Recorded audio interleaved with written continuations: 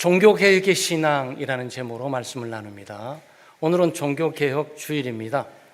507년 전 1517년 바로 11월에 바로 마르틴 루터라는 로마 가톨릭의 신부가 비텐베르그 이 성전 벽에다가 딱 대문에다가 97개 조항의 그 개혁 문안을 이렇게 기록해서 붙임으로 종교개혁이 진행됐습니다. 사실은 종교개혁의 어두운 시간들은 1000년 이상 지배됐죠.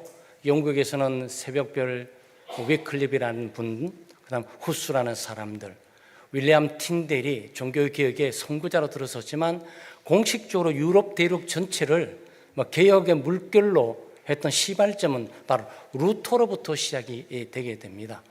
그 당시에 종교개혁이 있을 수밖에 없는 게, 그때는 우리 개혁교회, 신교도, 구교도 이것이 없고 로마 가톨릭이 전 세계를 지배하고 장악하고 있을 때입니다. 그런데 교회가 오래되게 되면 성경을 떠나게 되고 미신이 들어오게 되고 성인 숭배가 진행되고 성상 숭배가 진행되게 되고 또 성인들이 쓰던 옷이나 신발들, 이 성물 숭배가 진행이 되게 됩니다. 그리고 또 신부를 또 값주고 팔았습니다. 그때 신부는 정치권에 갖고 있는 추기경 이런 사람들은 굉장히 정치적인 힘을 갖고 있었고 국가를 다스릴 수도 있었고 교회도 다스리고, 그리고 교황은 왕을 세우고 왕을 폐지할 수 있는 권한을 가지고 있었던 거죠. 그러다 보니까 이 신부라는 이 사제 제품도 돈을 주고 살 수가 있었던 거예요. 그러니까 돈을 주고 사게 되는 이 신부님은 소위 성경을 몰라요. 성경을 모르니까 어차피 로마 가톨릭은 성경 말씀이 없어도 그냥 미사라는 이 성찬이죠. 우리가 말하는 성찬을 주고 받음으로써만 충분히 예수님의 살을 상징하는 떡을 먹고 예수님을 먹으니까, 예수님의 피를 상징하는 포도주를 마시니까 이 포도주가 예수님 피로 바뀌어서 예수님이 내 속에 들어오니까 구원받은 거예요. 어떤 행위에 관계없이 성찬에 참여해서 떡과 포도주를 먹고 마시기만 하면 구원을 받은 거죠. 그러니까 돈 주고 산 신부도 성경 몰라도 상관없어요. 이것만 집행해 나가면 떡 돌려주고 포도주 주고 이렇게 하면 되는 거예요. 그게 그 당시의 교회적인 상황이었습니다. 이 상황에 대해서 결국 불을 붙이게 된 것이 바로 면죄부를 팔게 된 거죠. 사람들의 죄를 용서받을 수 있는 것은 헌금을 많이 내야 된다.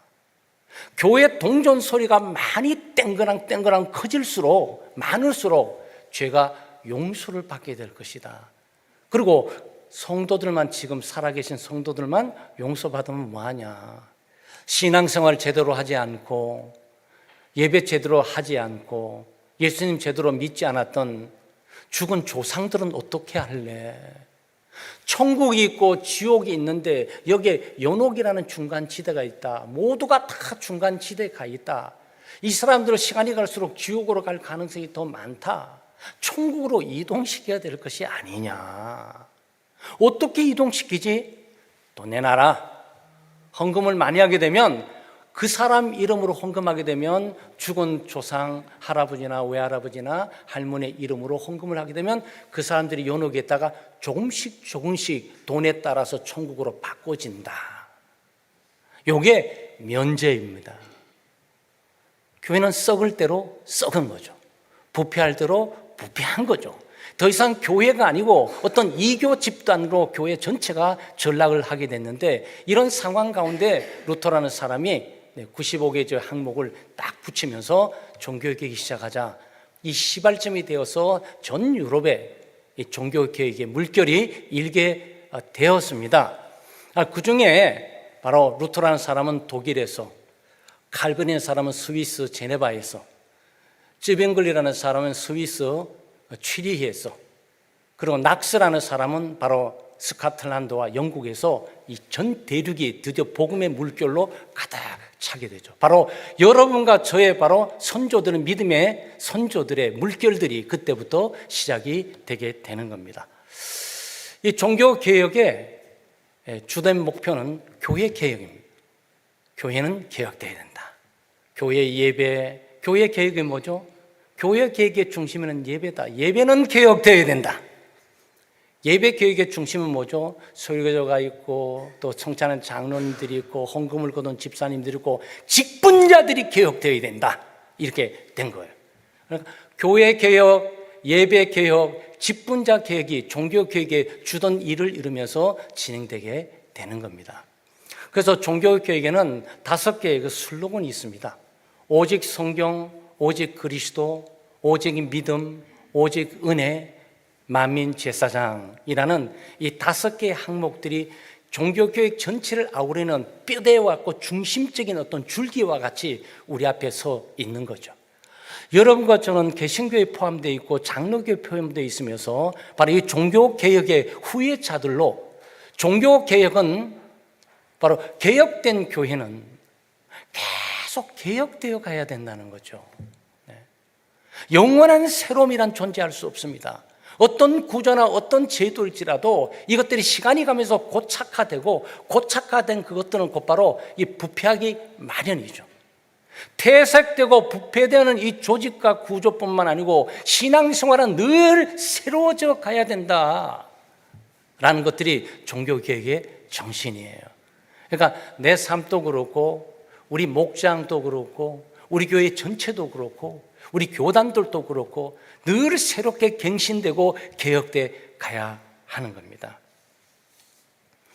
종교개혁 5건의 슬로건을 잠깐 묵상하면서 우리가 개혁자들의 후예로서 종교개혁의 정신을 가지고 우리가 이것을 이어받고 이것을 보존하고 이것을 발전시키고 이것을 우리 후손들에게 우리가 남겨주는 일들을 잘 감당을 해야 되겠습니다. 오직 성경입니다. 오직 성경. 오직 성경이란 뭐냐면은 성경만이 교회 또 특별히 예수 믿는 사람들의 신앙생활 또 삶의 표준이 된다. 삶의 지침이 된다. 절대적인 권위를 갖는다라는 거죠. 교회가 권위를 갖는 것이 아니고 성경이 권위를 갖습니다.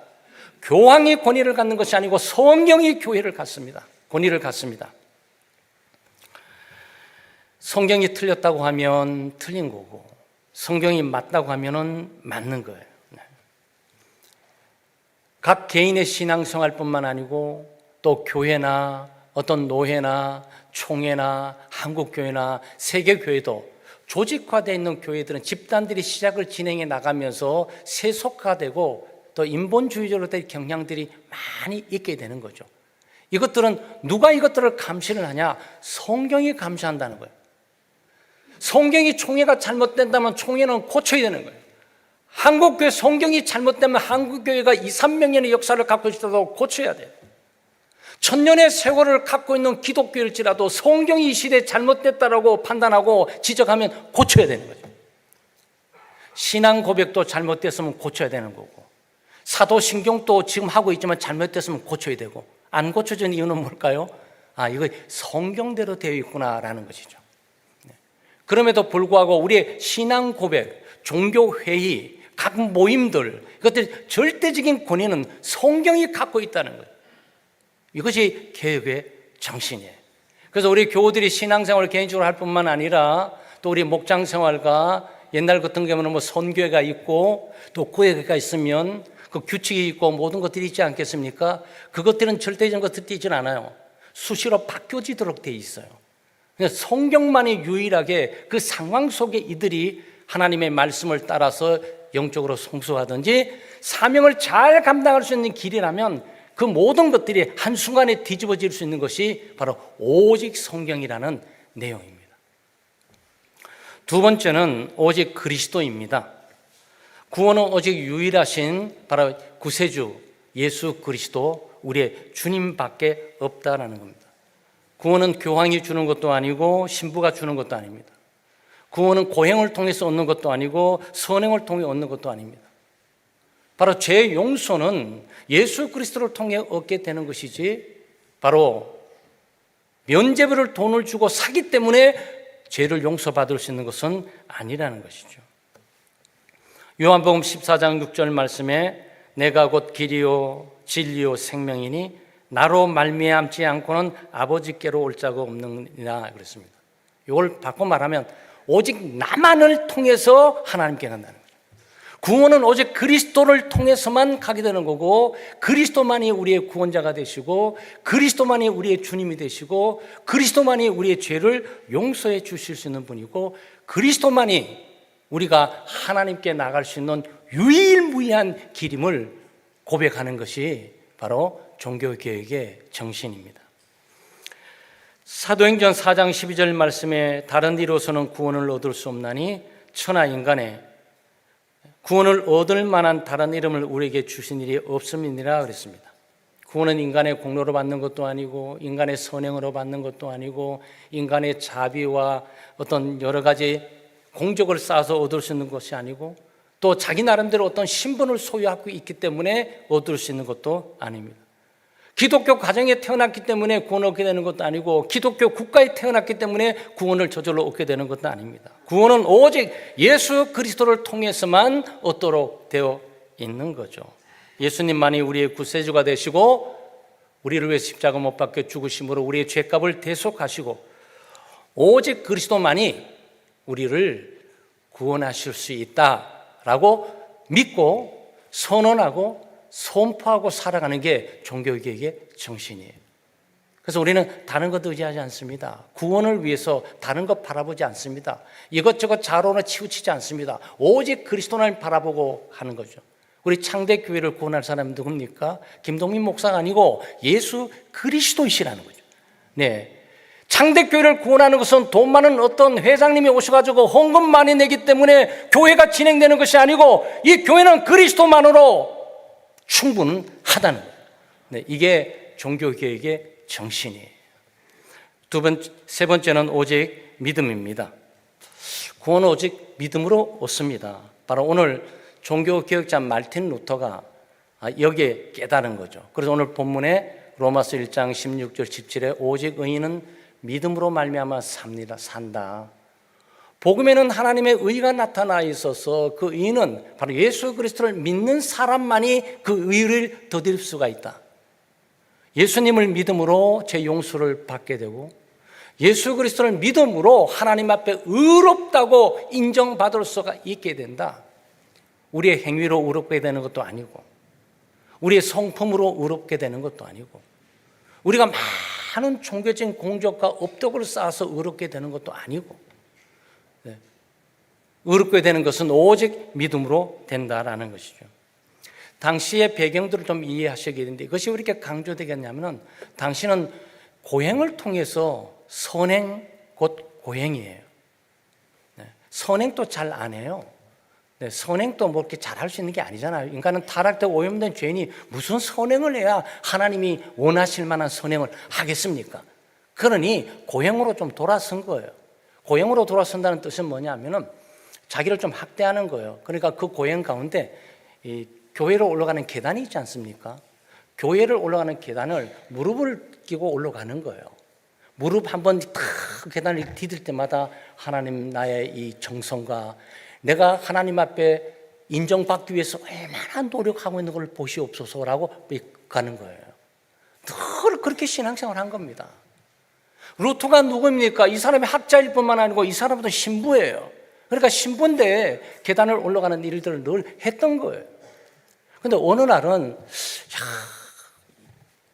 이 구로구 가리봉동 28에 사는 창대교회 계단을 기어 올라가는 게 무슨 큰 하나님의 이 눈을 받으면서 공덕이 될까? 사랑의 교회 가야 되겠다. 그래서 사랑의 교회 계단을 갖고 쭉 올라가는 거예요. 그래도 만족함이 없어. 안 되겠다. 명동 성당 쪽인 것 같아. 그럼 명동 성당 가가지고 막 계단을 막 올라가는데, 여러분 무릎 꿇고 계단이 다 깨끗한 건 아니에요. 돌이 있고 거기에 유리 조각이 있고, 그럼 무릎에 막 피투성이 돼서 피를 철철 흘리면서 올라가는 거죠. 왜? 구원을 받아보려고, 하나님의 인정을 받아보려고 갖은 노력을 다했단 말이죠. 그런데 어느 날 루터가 깨달은 거죠. 딱 피 흘리면서 쫙 올라가고 있는데, 여기 있는 로마서 1장 16절 말씀 17절, 오직 의인은 믿음으로 말미암아 살리라. 이 말씀이 깨달아져서 벌떡 일어났습니다. 일어나고 계단이에요, 안녕. 행위여 안녕, 고행이여 안녕 돌아가서 오직 믿음으로 말미암아 의롭다함을 받고 믿음으로 구원을 받고 믿음으로 죄사함을 받고 믿음으로 의롭다함을 받는 것이지 우리의 고행으로 받는 것이 아닙니다라고 강조했던 구절이 바로 오늘 본문의 구절이란 말이죠.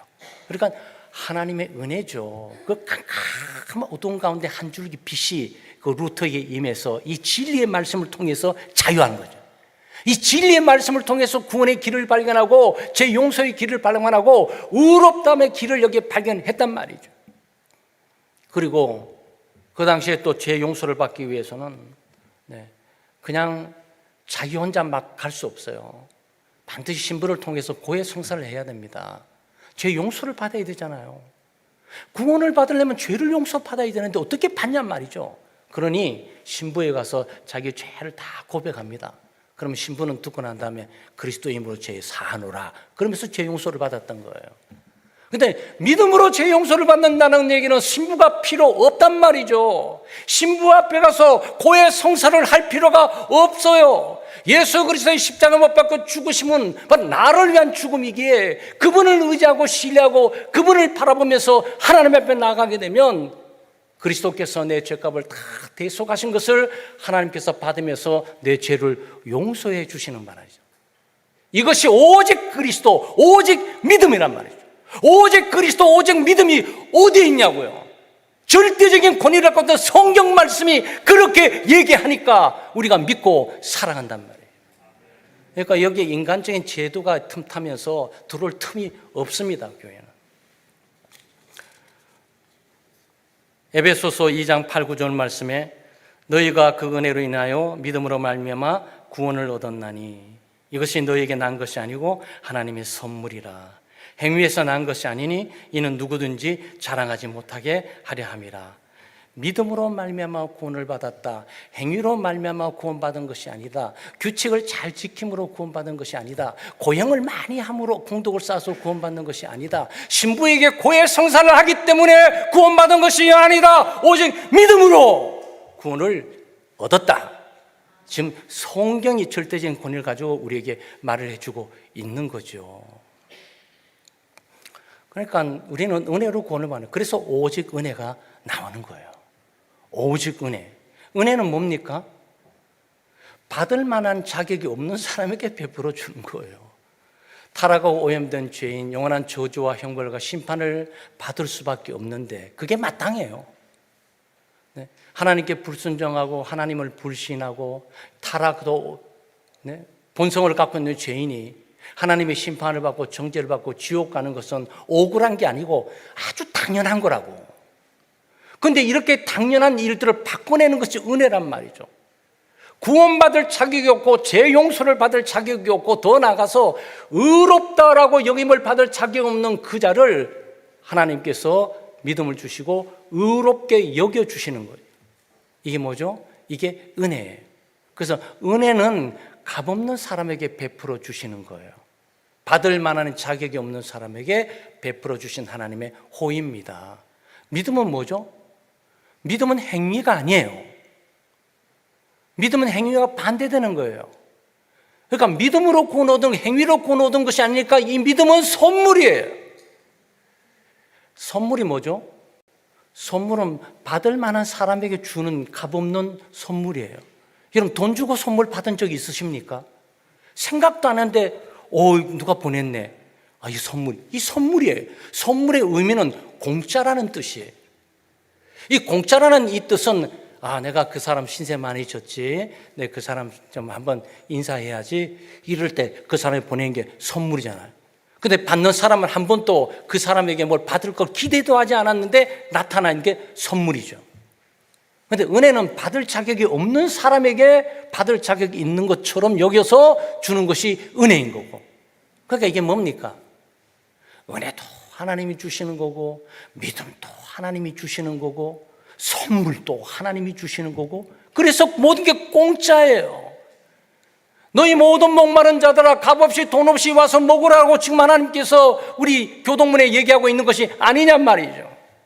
그래서 우리가 은혜로 사는 겁니다. 은혜로 사는 것은 자랑할 것이 없고 감사한 거죠. 은혜로 살면.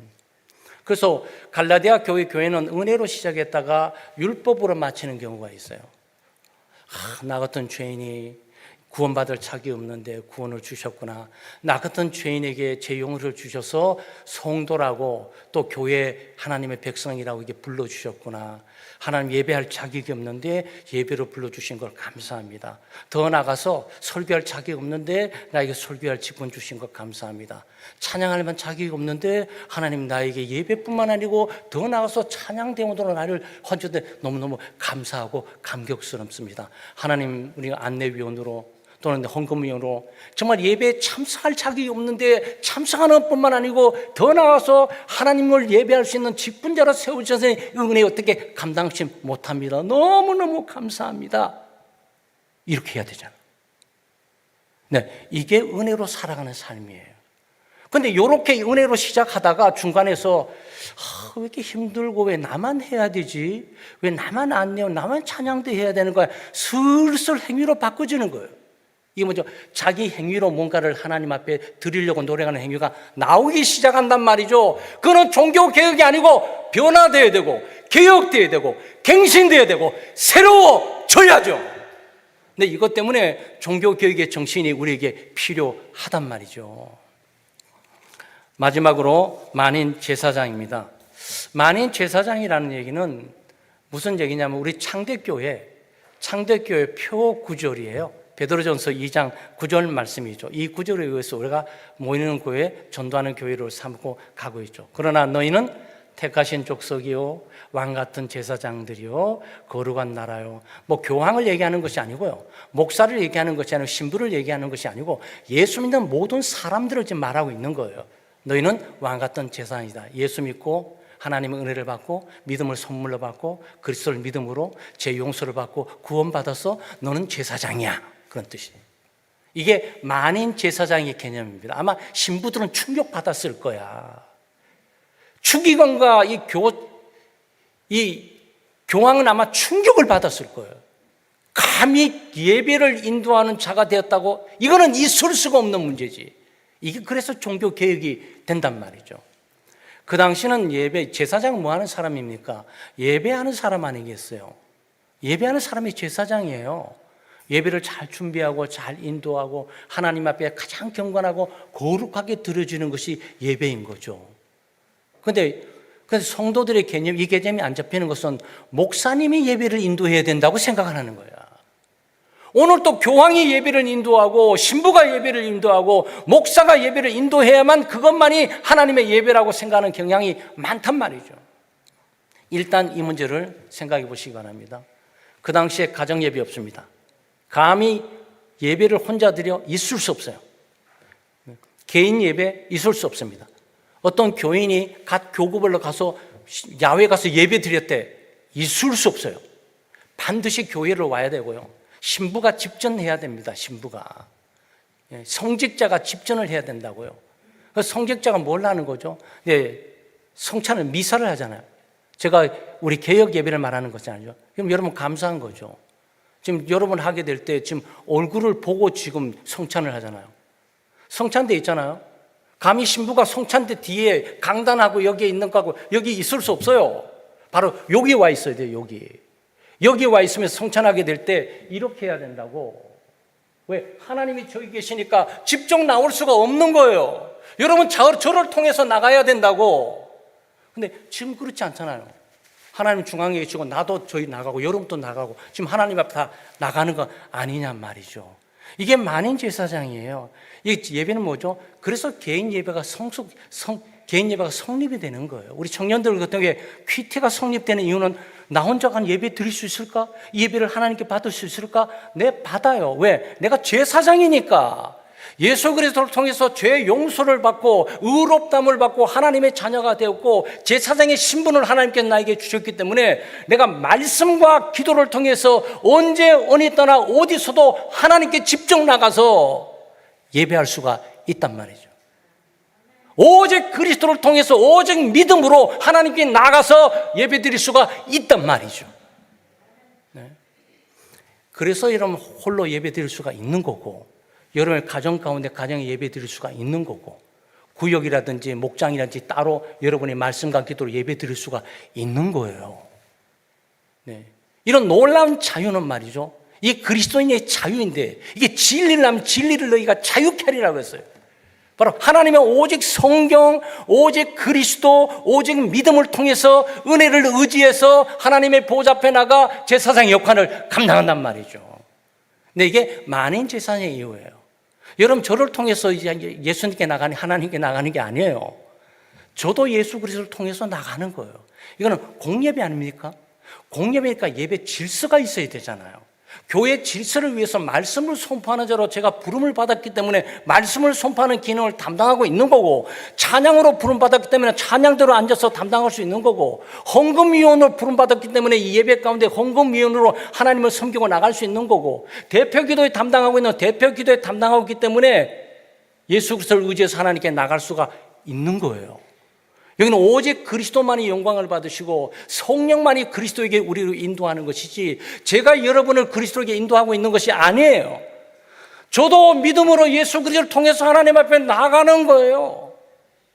예배, 공적인 예배에서 내가 맡은 역할이 설교이니까 이 설교를 향해서 하나님께 나가는 거고, 여러분 설교를 듣는 거니까 들음으로 나가는 거고, 네? 헌금에는 헌금을 드리면서 하나님께 나가는 거고, 각각 기능이 함께 있으면서 공예배가 이루어지는 거죠. 그럼 혹시나 여러분이 여기 나오셔가지고 나는 목사님을 통해서 하나님께 나간다 그러면 어떤 느낌이 드는 줄 아세요? 좀 약간 우리 한국적인 개념으로 약간 충격적인 말씀을, 여러분이 저를 무당으로 만드신 거예요. 내가 신에게 나갈 수 없으니까 무당 대신에 목사라는 저 사람을 통해서 붙들고 나가야지, 이 생각을 하고 앉아있다면 만민 제사장이 뭔지 아직도 이해를 못하신 거란 말이죠. 개혁주의 교회에 참여해 있으면서 개혁 정신과 개혁의 믿음과 개혁의 사상을 한 번도 생각하지 못하고 살아가게 되는 거란 말이죠. 그러면 여러분이 제사장이면 어떻게 해야 됩니까? 늘 예배 드리셔야 돼. 이 개념이 없는 사람이 주일만 교회에 오는 거예요.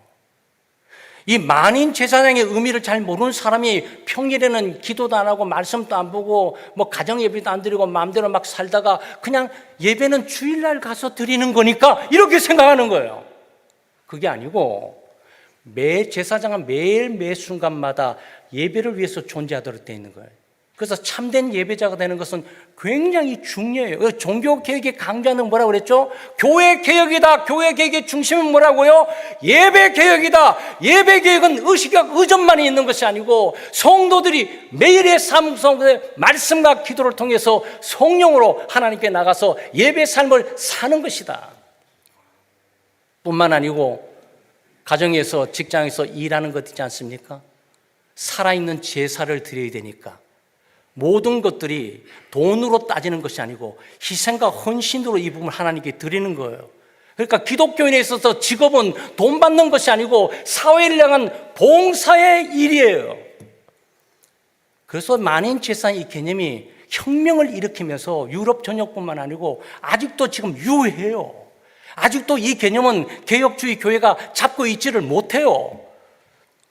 그러나 종교개혁 507년째 맞이하는 이 시점에서 우리 창대교회 교우들과 저는 정말 우리가 개혁신앙, 이 개혁정신, 이것들을 붙들고 오직 성경, 그리고 오직 그리스도, 그리고 오직 믿음, 오직 은혜, 만민 제사장의 이 슬로건을 내 개인의 삶, 또 가정의 삶, 우리가 목장의 전체는 우리 창대교회가, 그래서 하나님이 기뻐하실 만하고 받으실 만한, 그리고 매해마다 또는 세월이 가면서 전통에 쌓여져 있지 않고 나쁜 전통을 말하는 거죠. 비성경적인 어떤 세속주의 영향을 받는 고착화되어 있는 무능한 그런 공동체가 아니라 늘 말씀에 의해서 새롭게 가는, 하나님으로부터 인정받고 하나님이 사랑하시고 하나님이 쓰실 만한 믿음의 공동체로 나가야 된단 말이에요. 우리가 지키고 유지할 뿐만 아니고 전수하고 계승하는 믿음의 삶을 살아가는 우리 교우들 되시기를 주의 이름으로 축원합니다.